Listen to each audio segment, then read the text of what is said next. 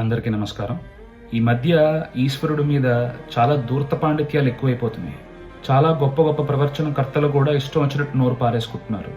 ఇప్పుడు ఒక పెద్ద గురువు గారి గురించి మాట్లాడుకుందాం. ఆయన పేరు నేను తీసుకోవాల్సిన అవసరం లేదు, మీకు అర్థమైపోతుంది. శివలింగం ఉన్న ఇల్లు శ్మశానం అంటున్నారు ఆయన.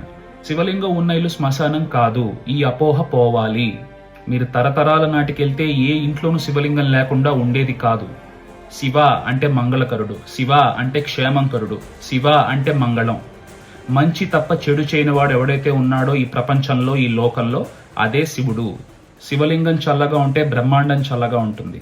ఇంట్లో పెట్టుకున్న నీ శివలింగం చల్లగా ఉంటే నీ ఇల్లు చల్లగా ఉంటుంది. నువ్వు గొప్ప గొప్ప పూజలేం చేయక్కర్లేదు. ప్రేమతో నిస్వార్థంగా ఆయన మీద చెంబుడు నీళ్లు పోస్తే చాలు, ఆయన పులకరించిపోతాడు. కోట్ల సార్లు ఉచ్చరించిన మంత్రాలతోటి ఆయనకు అభిషేకాలు చేస్తూ ఉంటారు గుళ్ళో. నిరంతరం అభిషేకాలు జరగాలి అనే ఉద్దేశంతో అలా చెప్తారు తప్ప ఇంట్లో పెట్టుకోకూడదని ఏమీ లేదు. ఒక 1 ఇంచ్ శివలింగం ఇంట్లో పెట్టుకుంటే వచ్చే ప్రమాదం ఏమీ లేదు. ఇన్ కేస్ మీరు డైలీ అభిషేకం చేసుకోనంత బిజీగా ఉంటే ఒక బౌల్ తీసుకుని అందులో వాటర్ పెట్టి శివలింగాన్ని అందులో పెట్టండి. మార్కండేయుడు కథ ఏం చెప్తోంది? యముడు వచ్చినా సరే చంద్రశేఖరాష్టకం చేసి శివలింగాన్ని పట్టుకున్న మార్కండేయుడిని యముడు కూడా తాకలేకపోయాడు. చంద్రశేఖర చంద్రశేఖర చంద్రశేఖర పాహిమాం, చంద్రశేఖర చంద్రశేఖర చంద్రశేఖర రక్షమాం, రత్నసాను సరాసనం రజతాద్రి శృంగనికేతనం, సింజినీకృత పన్నగేశ్వర మచ్యుతానల సాయకం, క్షిప్రదగ్ధ పురత్రయం త్రిదశాలయే రవివందితం, చంద్రశేఖర మాశ్రయే మమ కింకరిష్యతి వయ్యమః. శివుడు శ్మశానంలో ఉంటాడు అని చెప్పి అంటున్నారు. పార్వతీదేవి కూడా అడుగుతారు, మీకేం లోటండి ఆ శ్మశానంలో ఉంటారు అని చెప్పి. అప్పుడు ఆయన చెప్తాడు, ఈ ఇల్లు నాది, నేను ఇంత అందంగా ఉంటాను, నేను ఇంత ధనవంతుణ్ణి అని చెప్పి చెప్పుకు తిరిగే జీవుడు ప్రాణం వదిలేశాక శ్మశానంలో ఆయన దహనం చేస్తున్నప్పుడు నా అన్న ప్రతి ఒక్కడు ఆ శరీరాన్ని అక్కడ వదిలేసి వెళ్ళిపోతారు. ఆ ఆత్మకి నేనున్నాను అని చెప్పి ధైర్యం చెప్పి, నీ పుట్టుకలోనూ నేను ఉన్నాను, నువ్వు బతికున్నప్పుడల్లా నేను నీతోనే ఉన్నాను, నీ చావు తర్వాత కూడా నేను ఉంటాను అని చెప్పి వెన్ను తట్టేవాడు శివుడు.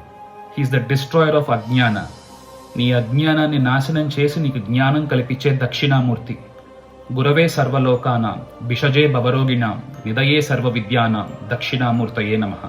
ఆయన రూపం వైపు అలా చూస్తే చాలు, నువ్వేం ధ్యానం చేయక్కర్లే. నీ జ్ఞానాన్ని కల్పించే మహోన్నతమైన అవతారం దక్షిణామూర్తి అవతారం. విష్ణావతారమైన కృష్ణుడు, ఆ అర్జునుడు మహాభారత యుద్ధంలో జరిగే ప్రతి రోజు శివలింగానికి అభిషేకం చేసి కానీ బయట యుద్ధానికి వెళ్లేవారు కాదు. బ్రహ్మదేవుడు కూడా శివుణ్ణి పూజిస్తాడు. ఆయన పాదం నుంచి జారుతున్న గంగని ఆయన నెత్తి మీద వేసుకుని ప్రక్షాళన చేసుకుని ఆయన తేజస్సు ఆయన తీసుకుంటాడు.